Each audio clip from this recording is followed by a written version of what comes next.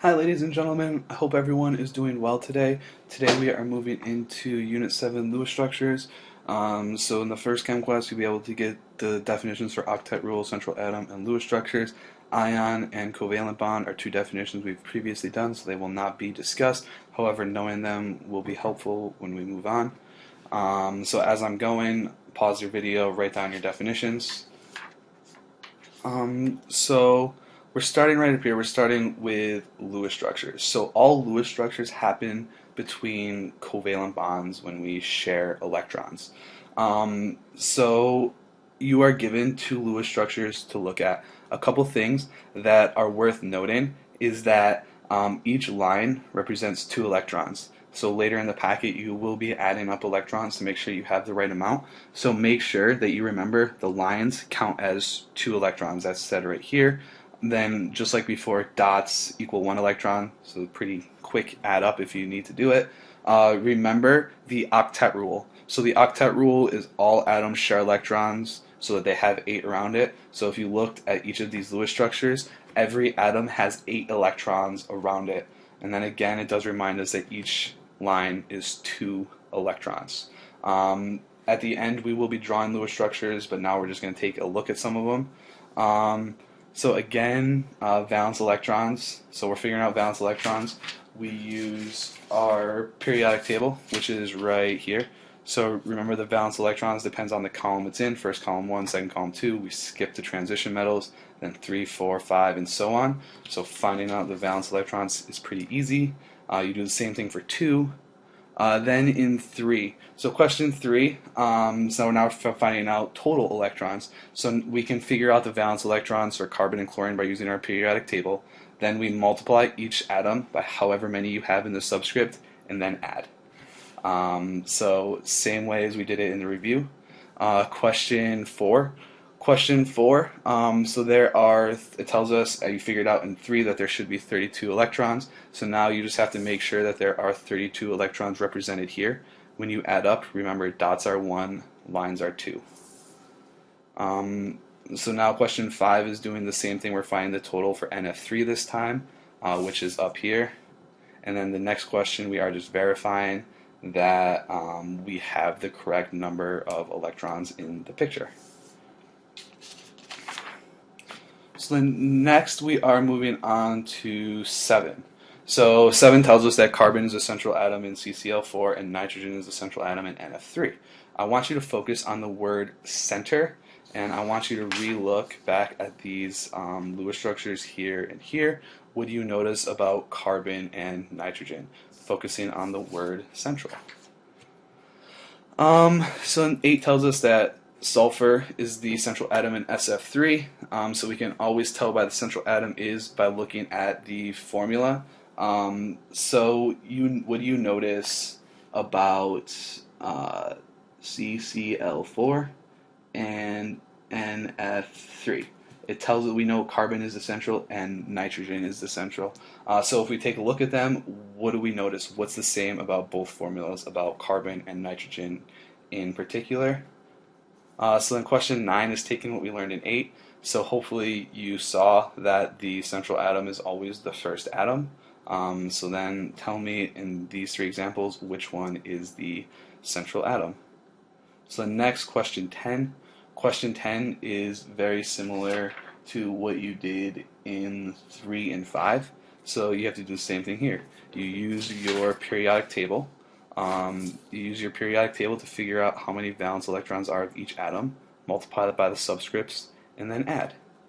So then question 11. So question 11, there is a little trick. So it tells us that CO3 has 22 valence electrons, and CO3 with a -2 charge has 24. So why do you think CO3 has 22 and CO3 with a -2 charge has 24? I will tell you the only difference is the -2 charge. Try to think about what does that -2 charge represent. Question 12 is very similar to 11. We're comparing NH4, which has 9 electrons, to NH4+, which has 8 electrons. So again, the only difference is the charge. So focus on the positive one and try to think about what that represents. So question 13. Question 13, we are now focusing on some trends that we can see. So we already know that when we would gain electrons, atoms became negative. When we lose electrons, uh, the atoms became positive. Question 13 is asking you to think about it the other way. So instead of starting with gaining or losing electrons, we're starting with the charge. So then fill in gain or lose in the blanks where appropriately. So the next question 14. So question 14, we are determining how many valence electrons are present. Remember, some of these have charges. So when the charge is there, make sure you do it appropriately. Remember, when we gained electrons, it was negative. When we lost electrons, it was positive. So now here is the last page. So here is your definition for Lewis structures. Lewis structures are the pictorial description or pictorial representation of the way molecules bond. So that's why we look at the electrons. Remember the covalent bonds. Bonds happen because of a sharing of electrons. So here we have a couple of examples with steps. These steps are extremely important. We are going to practice them. These steps will not be given to you. You will have to know how to do this. So I figured I would do out both of the examples just to show you the steps in action. So in the first one is CO3 with a -2 charge, and then the next one is NH3. So I will do both of these simultaneously. So the first one says to add up the number of valence electrons. So that's where we use our periodic table. So if we look at our periodic table, remember carbon has 4, and then if we are looking at oxygen, oxygen has 6. So we do it the same way. You would do 4 times 1 because the subscript is 1, and then you would add 6 times 3. We use 3 because the subscript is 3. And then what about the negative charge? Did this mean we gained electrons or lost electrons? Because it's negative, it means we gained them, so we also have to remember to add 2. This gives us a total of 24 electrons. This is step 1. We can do the same thing for NH3. We use our periodic table. We have hydrogen with 1, nitrogen with 5. So we do the same thing. You do 5 times 1 plus 1 times 3, which would give us a total of 8 electrons. Awesome. So next is step 2. Step 2 is to draw the skeleton. So remember, we always know what the central atom is. The central atom is always the first atom. So we know the central atom for the first one is carbon. The central atom for the second one is nitrogen. Next, it asks us to draw the skeleton. So the skeleton is just a structure with just the atoms around it and no other electrons. So we start by connecting our 3 oxygens, and then in the next one we connect our 3 hydrogens.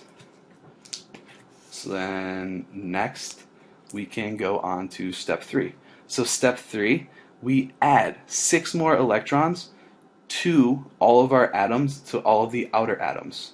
We don't add them to the center ones because we're going to have to do something in the last step to make sure that the center ones have 8 around it. So then step 3, we would redraw our skeleton, and this time we would put 6 electrons around each of the outer atoms. It is important that we never add dots to hydrogen. So then when we're working on NH3, that's a terrible N, we do not have to add any dots. We do not add any dots to hydrogen because hydrogen only has 1 energy level, which means it only has, so hydrogen only has 1 energy level, which means it only has an S sublevel, which only has 1 orbital, which means it can only hold 2 electrons maximum. This is important to understand. You will have to be able to explain why hydrogen can only have a max of 2 electrons. It's because hydrogen has 1 energy level, which only has an S sublevel, which only contains 1 orbital, which can only hold a 2 electrons max. So that's why hydrogen can only hold 2 electrons. Extremely important to understand this. So now we're back onto the Lewis structures. So then step 4 is to add any leftover electrons back. So then what we have to do is we have to add it up.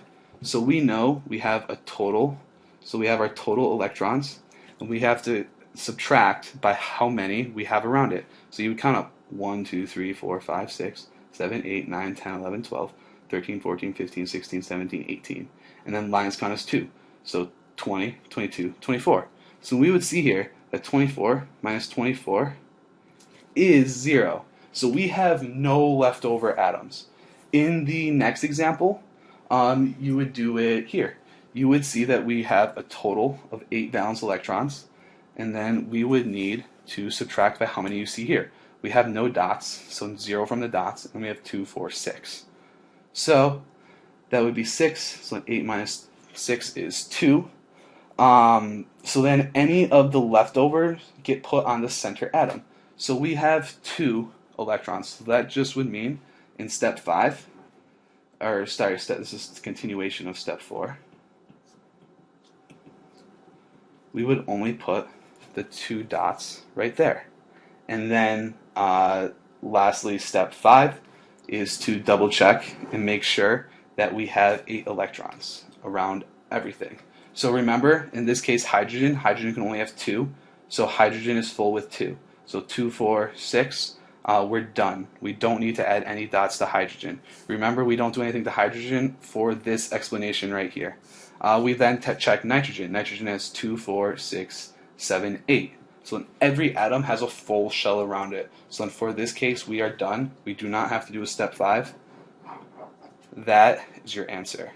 So then lastly, if we were looking at CO3 with a -2 charge, so then if we were looking at step 5, so if we're looking at step 5, the central atom has needs to have 8 electrons around it.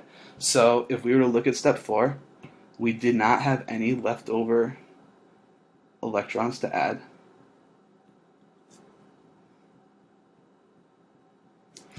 Because we don't have any leftover electrons to add, what we do instead is we create a multiple bond. In this case, it's a double bond. So remember, lines equal 2 electrons. So we can always remove 2 electrons to create a line. So you can pick one of these oxygens, any one of them. I'll pick the bottom one. I cross off 2 electrons and create a line. So now, if we looked and we counted around, oxygen, 1, 2, 3, 4, 5, 6, 7, 8, 8 electrons. Oxygen, 2, 4, 5, 6, 7, 8, 8 electrons. This oxygen also has 8. It's the same as this one, 1, 2, 3, 4, 5, 6, 7, 8. Now we have to do the same thing for carbon. So carbon has 1, 2, 3, 4, 5, 6, 7, 8. Once we created the double bond, carbon now has 8 electrons around it, which now means that it is stable because now it fulfills the octet rule. So if we were doing step 5, all we would have to do would be redraw it without the little cross-off lines. So it would be oxygen.